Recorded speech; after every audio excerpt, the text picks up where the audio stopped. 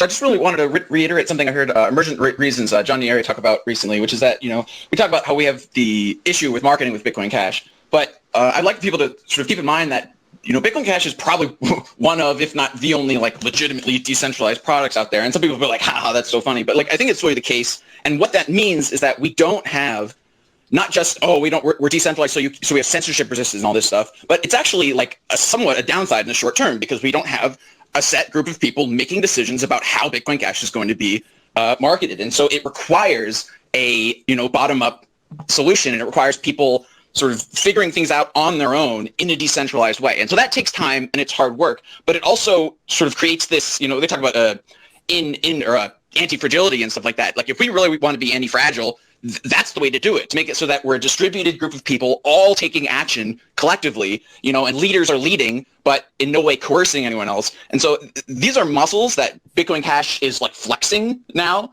We're only flexing them now because we managed to spend years figuring out, building up these muscles and realizing, we really can't have this central anything.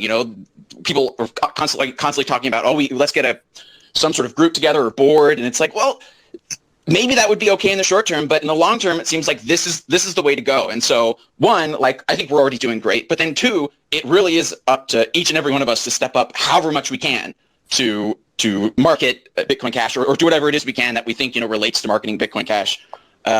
And so, yeah, I just really like that analogy, that it's muscles that we're building up that maybe other people are sort of ahead of us on because they have this huge amount of, seed funding from whatever venture capitalists, and they've got, the ability to make fancy graphics and stuff, and they've got one person in charge deciding where everything goes. But in the long term, that's not going to work out. And I think Bitcoin Cash has, we're positioned pretty well. Yeah, absolutely agree with that.